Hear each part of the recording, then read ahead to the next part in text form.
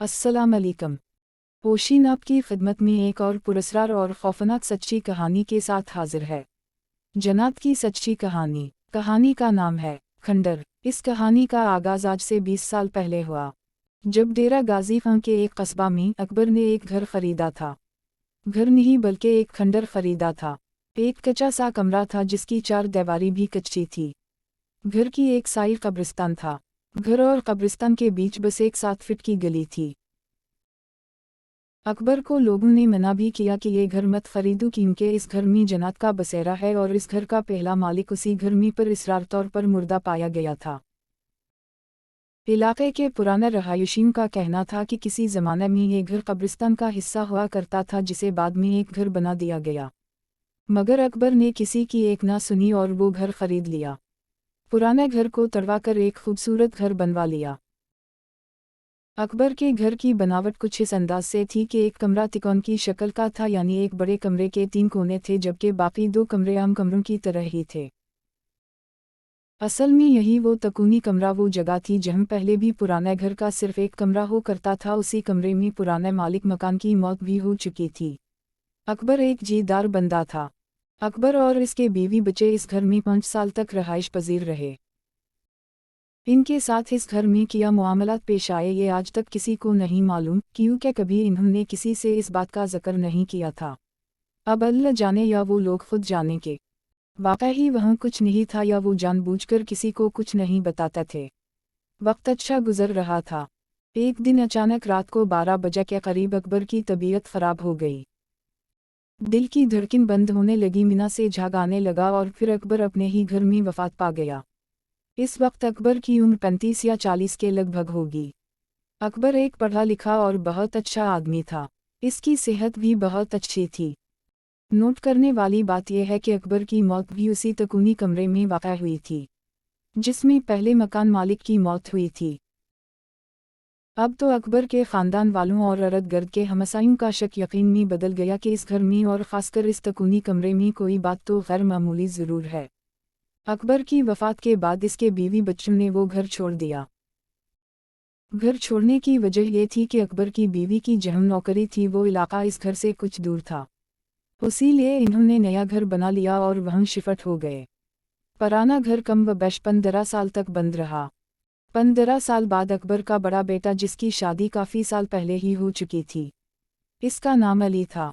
अली और इसके बीवी बच्चे इस घर में शिफ्ट हो गए, जबकि अकबर के बाकी बहन भाई और नए घर में ही रहाइश पजीर रहे।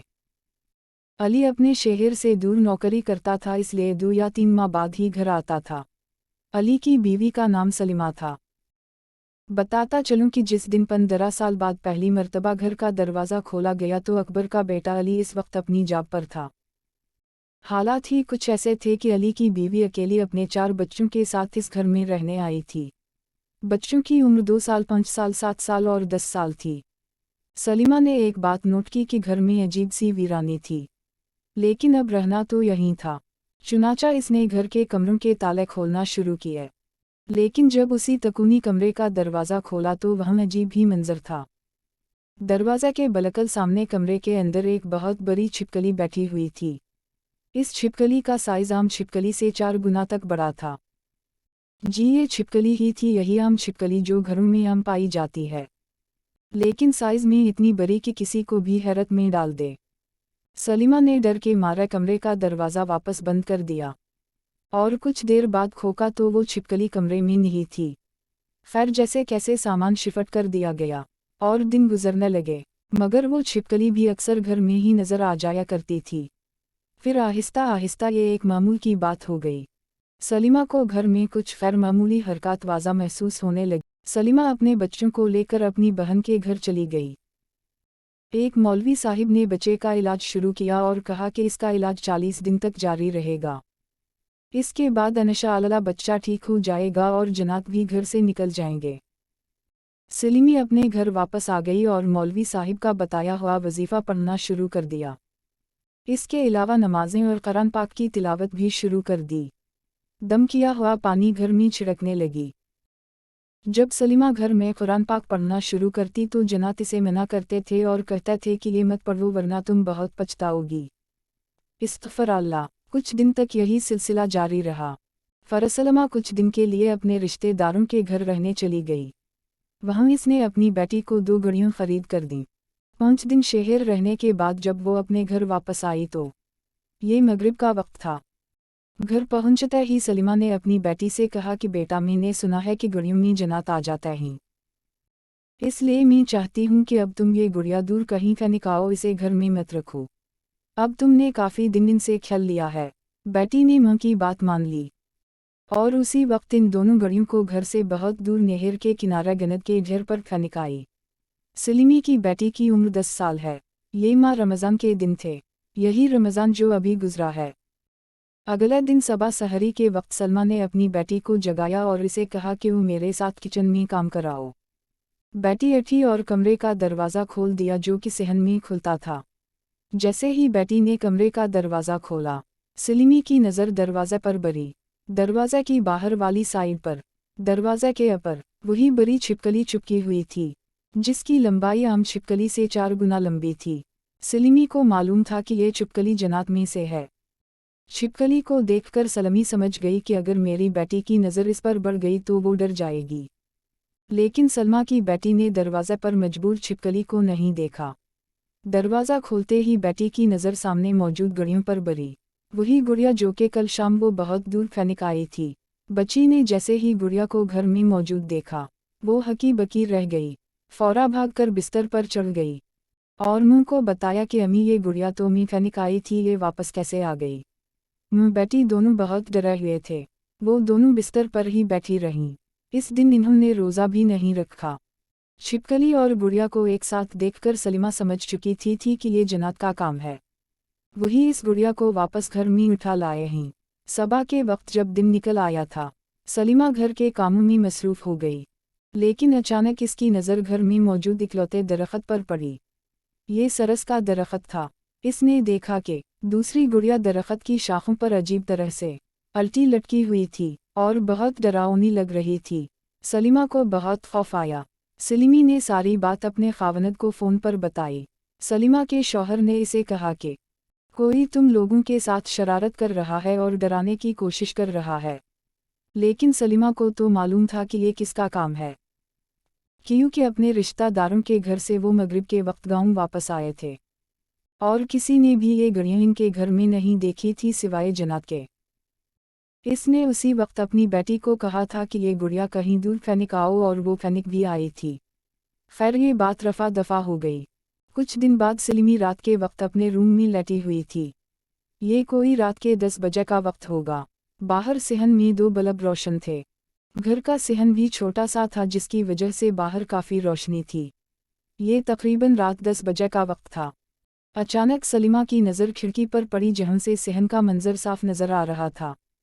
खिड़की के बिल्कुल सामने सहन की दीवार के साथ रात की रानी का बहुत बड़ा पौधा था, जिसकी ऊंचाई तकरीबन 7 फीट थी। सलीमा ने देखा कि एक बहुत ही नूरानी चेहरे वाला शख्स फूल के पौधे में से निकालकर खिड़की की तरफ आ रहा है।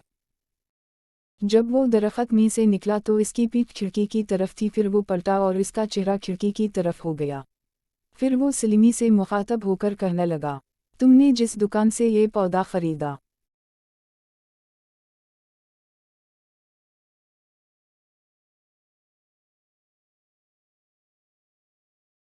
मैं वहीं इस दुकान पर उसी पौधे में रहता था।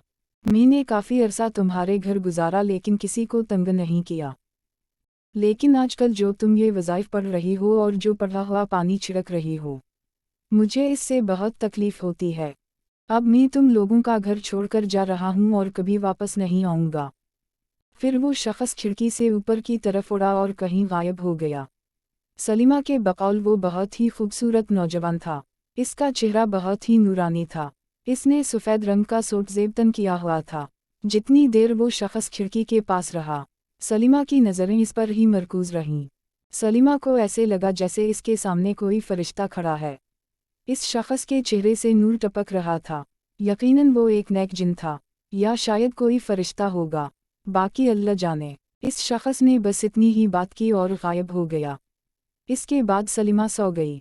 फिर कुछ दिन बाद हालात मज़ीद बदतर से बदतर होना शुरू हो गए। एक रात सलीमा अपने बच्चों के साथ सोई हुई थी। यही कोई रात 12 बजे का वक्त होगा। सलीमी के बेटे की तबीयत बहुत ख़राब हो गई। बच्चे को बहुत तेज़ बुखार तो काफ़ी अरसा से रहता था, लेकिन आज तबीयत बहुत ही ज़्यादा ख़राब थी। थोड़ी देर बाद बच्चे के मिना से जागा आने लगा और बच्चा नीला पीला पड़ गया। सलीमा ने अपने शौहर को फ़ौरा कॉल की। रात काफ़ी होने की वजह से शायद शौहर गहरी नींद सोया हुआ था। शौहर ने कॉल अटेंड नहीं की। थोड़ी देर बाद बच्चा बेहोश हो गया। सलीमा समझी कि शायद मेरा बेटा फौत हो चुका है। सलीमी ने ज़ोर ज़ोर से चीख व पुकार शुरू कर दी। रोने की आवाज़ सुनकर हमसाये भी जाग गए। हमसायों में से एक बूढ़ी औरत ने दरवाज़ा खिड़काकर पूछा कि क्या हुआ है, क्यों रो रही हो? सलीमा ने दरवाज़ा खोला और इसे बताया कि मेरा बेटा फौत हो गया है। बूढ़ी औरत बड़ी चालाक थी, इसने बेटे को चेक किया और सलीमा को कहा कि पागल, तेरा बेटा अभी जिंदा है, बस तुम जल्दी करो, अभी फ़ौरन घर से निकल जाओ। मेरे घर चलो या चाहे तुम बाहर गली में खड़ी हो जाओ, लेकिन इस घर में मत रहो। फ़ौरन घर से निकलो। घर से बाहर निकल कर सलीमा ने एक गाड़ी वाले को कॉल की। गाड़ी वाले का घर भी करीब ही था। वो फ़ौरा पहुंच गया। सलीमी अपने तमाम बच्चों को लेकर 30 किलोमीटर दूर शहर के अस्पताल पहुंच गई। इस दौरान इसका अपने खावनद से भी राबिता हो चुका था और कुछ रिश्तेदारों से भी बात हो गई थी। सलीमा के अस्पताल पहुंचने से पहले ही रिश्तेदार अस्पताल में मौजूद थे। बच्चे का इलाज शुरू हो गया, लेकिन हालत संभलने में न आ रही थी। आखिरकार एक डॉक्टर ने सलमा को बताया कि तुम्हारे बेटे की तमाम रिपोर्ट्स बिल्कुल ठीक है। हमारे मुताबिक इसे कोई भी मरज़ लाहक नहीं है, लेकिन मैं तुम्हें एक मशवरा दूंगा। ज़रूर, मैं एक डॉक्टर हूँ, लेकिन पहले भी ऐसे बहुत से मरीज़ देख चुका हूँ जिनके तमाम टेस्ट क्लियर होते हैं और कोई भी बीमारी नहीं होती, लेकिन फिर भी इनकी हालत संभलने में नहीं आती। अब आप मेरी बात मानें और इसे किसी मौलवी साहिब के पास ले जाएं।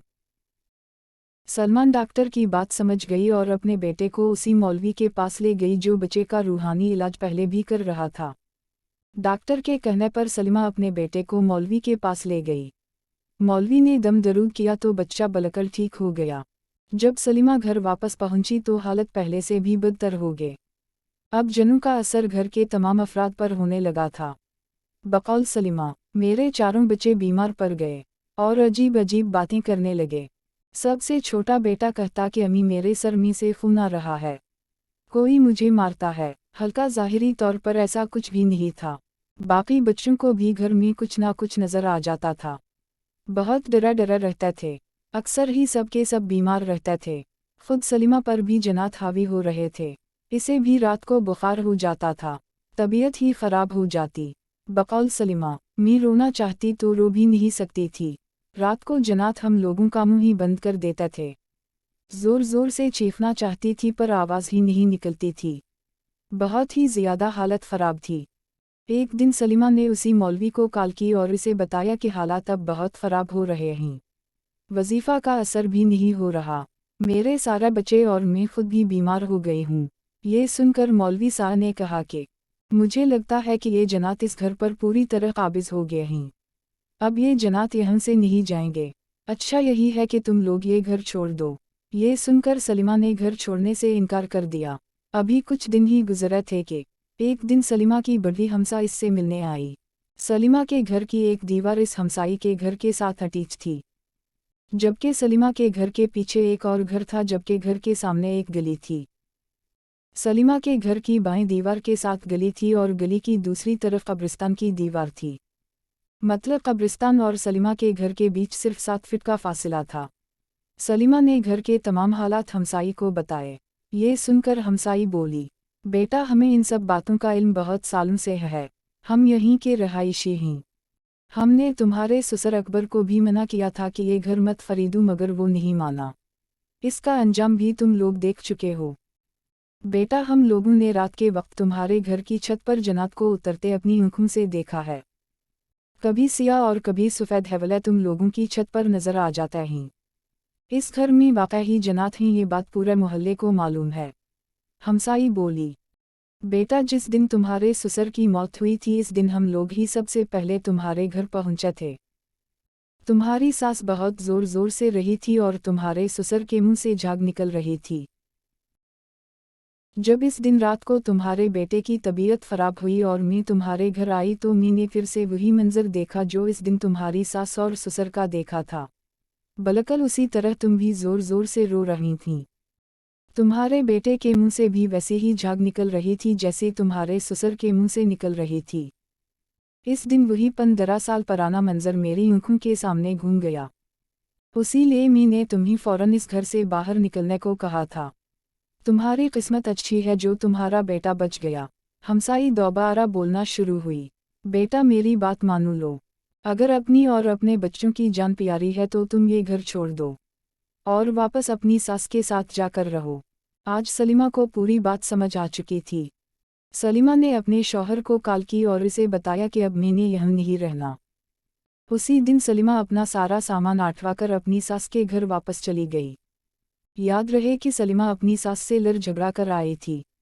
इसने सोचा कि अब वो हमेशा ही उसी घर में रहेगी। वापस जाकर इसने सास से अपने किए की मुआफ़ी मांग ली और अब उसी घर में सास के साथ रह रही है। सास के घर वापस जाकर सलीमा ने अपने चारों बच्चों और अपना रूहानी इलाज कराया और सब लोग अब बिल्कुल ठीक हैं। सलीमा ने इस जन्नती घर में पूरे 8 माह गुजारे थे। अब भी जब वो गुजरी बातें याद करती है तो खौफ से लरज़ जाती है और ख़ुद को खुशनसीब समझती है कि मेरी और मेरे बच्चों की जान बच गई।